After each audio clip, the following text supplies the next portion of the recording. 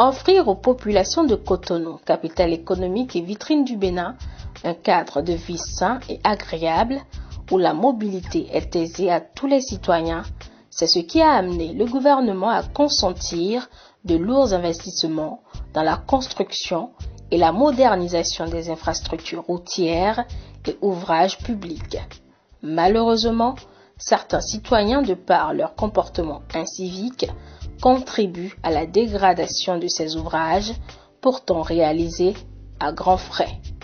Au nombre de ces actes répréhensibles figure l'occupation anarchique des voies publiques et autres terre-pleins centraux pour l'organisation des manifestations festives et autres cérémonies. Dans le souci de préserver ces ouvrages publics et de garantir une libre circulation des personnes et des biens, les autorités municipales de Cotonou, appuyées par l'État central, ont décidé de prendre leurs responsabilités en interdisant toute manifestation festive sur des voies publiques sur toute l'étendue du territoire de la commune. Les espaces publics, les voies de passage, les rues, tous ces espaces-là sont destinés à la libre circulation des personnes et des biens.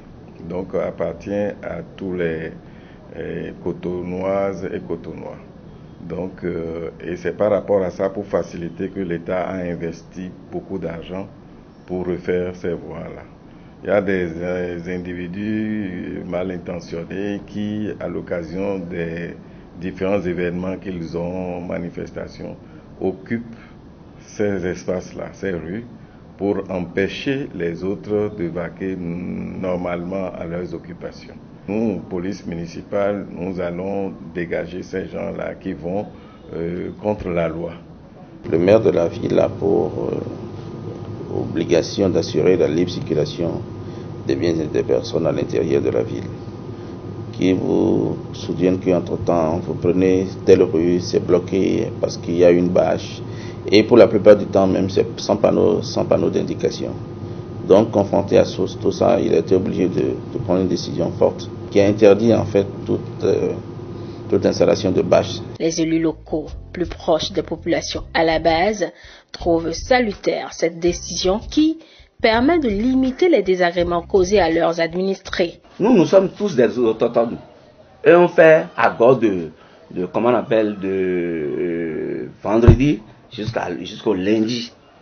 Et la voie est bloquée. Si tu as ta voiture pour rentrer chez toi, là, tu ne peux pas. Donc déjà, moi-même, totalement, je ne suis pas content. Comme alternative proposée par le conseil municipal, il est prévu dans le budget 2022 l'identification, l'acquisition et l'aménagement des sites au niveau de chaque arrondissement de Cotonou afin de permettre aux populations d'organiser leurs manifestations ou cérémonies festives en toute tranquillité. La mairie voudrait insérer cette proposition dans le budget primitif 2022 pour pouvoir doter quelques espaces dans nos quartiers, dans nos arrondissements pour soulager la population. Il y a déjà les salles de fête, il y a plein de salles de fête dans la ville. Mais pour aller en avoir, tout le monde n'a pas la bourse nécessaire pour aller dans ces salles de fête. C'est pourquoi l'autorité a demandé, le maire de la ville a ciblé un certain nombre de sites. Ça, c'est un site par arrondissement. Ça devrait être généralisé, c'est parce qu'il n'y a pas les moyens qu'on a choisi pour l'instant.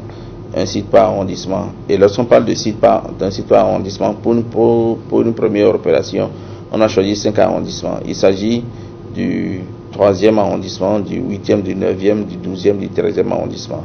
Donc il y a un dossier d'appel à concurrence qui a été lancé dans ce sens pour essayer d'aménager un certain nombre d'aires de manifestation afin de recueillir ces genres de cérémonies que nous avons souvent les week-ends dans la ville de Cotonou. Désormais donc, tout organisateur de manifestations ou de cérémonies doit se diriger vers les salles de fête ou les sites appropriés pour éviter de subir les rigueurs de la loi.